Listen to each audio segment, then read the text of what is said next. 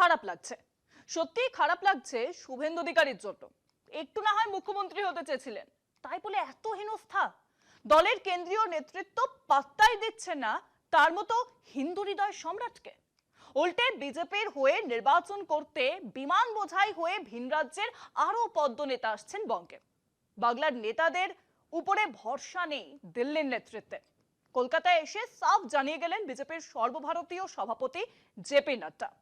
বাংলার 43 সাংগঠনিক জেলার মাথায় ভিন রাজ্যের নেতা মন্ত্রীরা, ভিন রাজ্যের মন্ত্রী নেতাদের দায়িত্বে বাংলার নির্বাচন। শুভেন্দু বাবুর পাশাপাশি এবার খারাপ লাগছে শ্রমিক ভট্টাচার্য আর সুকান্ত মজুমদারের জন্য। কেউ বুঝলো না আপনাদের?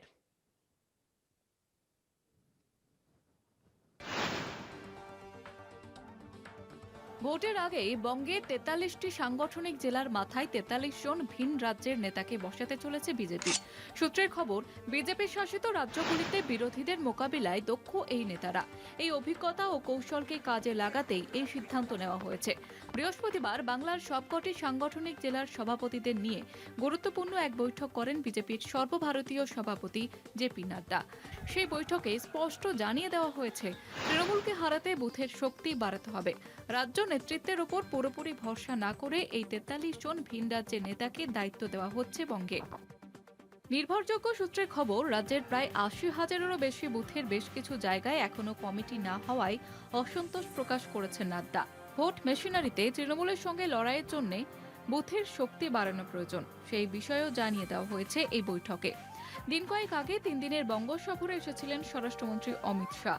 বঙ্গ নেতাদের ভোকাল টনিক দেওয়া যেখানে শাহ শেষ করেছিলেন, দলের সর্বভারতীয় সভাপতি নাড্ডা এদিন সেখান থেকে শুরু করেন। এদিন রাজ্যে পালাবদল ঘটাতে সর্বশক্তি দিয়ে ঝাঁপাতে হবে, সব জেলা সভাপতিকে এই নির্দেশ দেন নাড্ডা।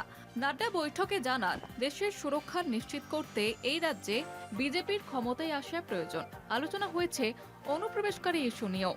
এই ইস্যুতে তৃণমূলের বিরুদ্ধে আক্রমণ তীব্রতর করতে হবে বলে জানিয়েছেন বিজেপির সর্বভারতীয় সভাপতি। কলকাতা টিভি।